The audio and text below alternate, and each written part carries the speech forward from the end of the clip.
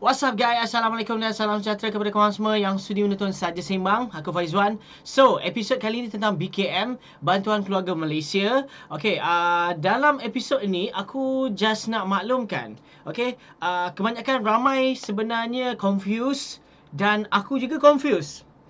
Tapi selepas aku buat selidik, sebenarnya ada paparan daripada FAQ yang lama dan juga merujuk kepada paparan daripada screen, okay, main screen dari page BKM sendiri. Okay, kalau kita tengok isi rumah, warga emas, bujang, okay, ini info yang biasa kita nampak lah. Tetapi ramai orang sebenarnya tak fokus terlalu sangat, okay, yang mana FAQ ni sebenarnya ada problem sebenarnya. Okay, dan dia ada macam something wrong yang salah memberi info. Okay, sebab aku selalu tengok benda ini dan selalu bagi info tentang BKM. Tapi bila setelah ramai orang tanya, komen tentang warga emas khususnya lah, okay, kategori warga emas, kategori isi rumah, memang agak okay, berbeza. Sebab aku fokus bukan sahaja info yang terbaru, tetapi info-info yang lama juga. Info yang lama ni sebenarnya the basic of the kata BKM itu sendiri. Kalau kita rujuk paparan ini guys, okay, ini info asal. Okay, okay, kalau kita tengok ke sini 23/3 2022.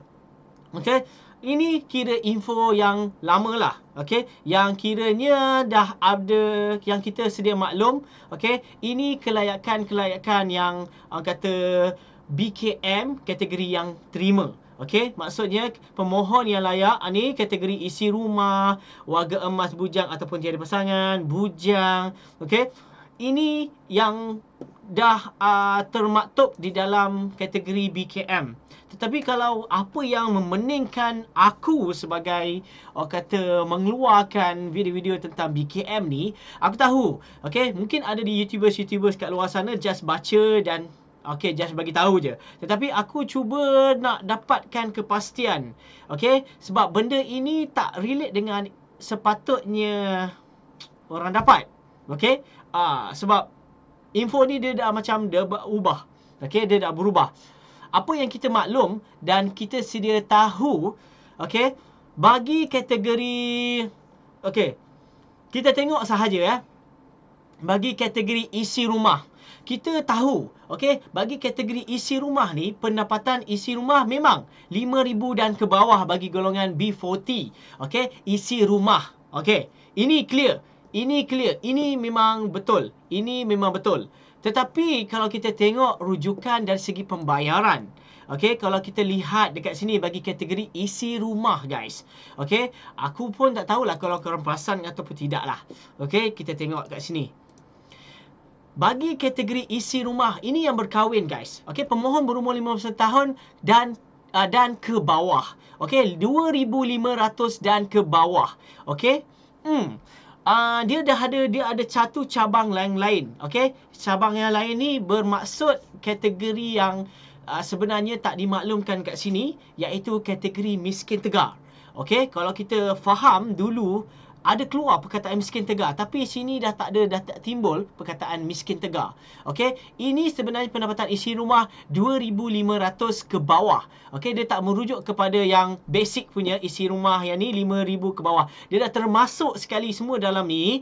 Okey, dan cumanya dalam pembayaran, jadual pembayaran ni dia ada satu lagi cabang yang lain. Okey, kategori cabang yang lain ini, inilah sepatutnya. Okey, dia dah bagi dua. Okey, dia bagi dua. Miskin tegar satu dan 2,500 satu ke 5,000. Ini yang basic, yang kebiasaannya kita pernah dengar lah. Okey, kalau kita tengok BPR sebelum ni, tiada lagi istilah miskin tegar itu sendiri. Okey, cumanya BKM ini baru keluar cabang yang baru, miskin tegar tu ada. Okey, kategori yang biasanya bagi golongan BPR dapat isi rumah, okey, yang berkahwin, maksudnya pendapatan mereka yang kita pernah dengar. Okey, selama ni, okey, kita pernah dengar, okey, maybe pendapatan isteri, okey, sekian. Pendapatan suami, okey, bila gabung mestilah 5,000 ke bawah. Okey, sekiranya lebih sikit pun tetap bukan kategori B40 yang layak untuk kata inilah, okey, untuk dapat pembayaran based on jadual yang aku tunjukkan ini. Okey, kalau kita tengok. Okey, dan juga kalau kita lihat dekat sini, okey, bahagian warga emas. Okey, ini aku nak maklumkan korang Kalau kita lihat, okey, jap, bukan warga emas. Kita tengok isi rumah lagi. Kita ikut isi rumah lagi. Okey, ini kemusykilan yang aku nak bagi tahu korang. Di sini tulis kat sini kelayakan umur. Tiada had umur.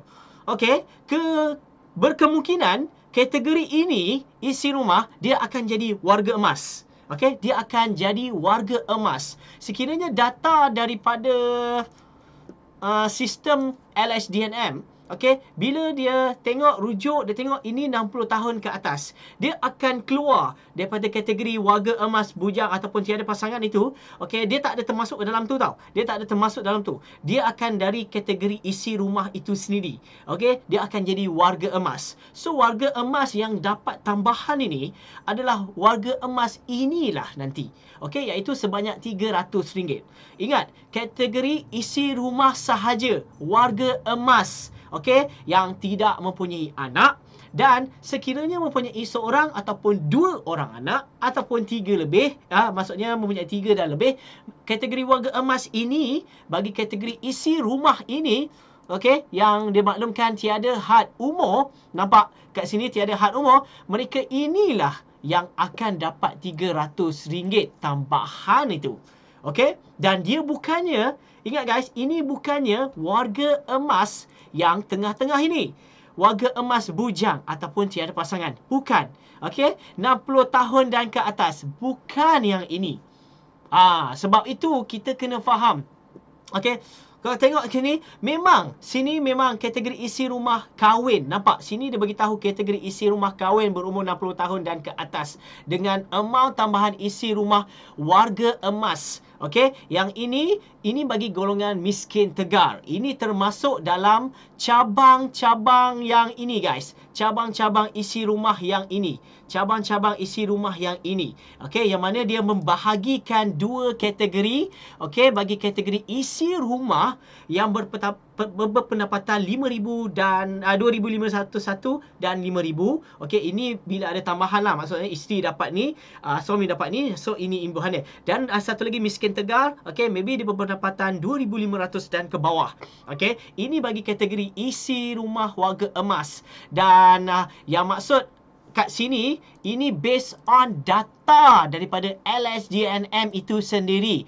60 tahun dan ke atas. Sekiranya sebab itu dia suruh buat semakan. Cek dulu maklumat. Tengok umur berapa. Sekiranya data itu 65 tahun ke atas. Contohnya, dia kategori isi rumah. Dia termasuk dalam kategori yang ini guys. Bukan warga emas ini. Ini kena faham. Dan kategori ini tak akan dapat, ingat, takkan dapat tambahan RM300. Tambahan RM300 ini termasuk di dalam isi rumah sahaja. Ingat guys, ini info yang aku cuba faham selama ini. Kenapalah rupanya BPR dulu. Okey, tiada kategori miskin tegar. Cumanya BKM ini, kalau korang perasan lah dulu waktu announcement, dia ada keluar satu cabang baru. Okey, kategori isi rumah. Okey, ada warga, ada warga emas, ada isi rumah, lepas tu ada miskin tegar. Yang isi rumah ni yang kebiasaannya BPR dapat. Yang kategori isi rumah miskin tegar, ini yang baru diisytiharkan. Okey, kategori ini. Ini yang aku maksudkan guys. Okey, itu saja perkongsian aku dalam episod kali ini. Diharap sedikit sebanyak memberi info yang terkini daripada channel Sains Seimbang. Bagi korang yang belum subscribe ke channel ini guys, please klik button subscribe dan jangan lupa share dan juga like video ini guys. Aku Faizwan. Assalamualaikum.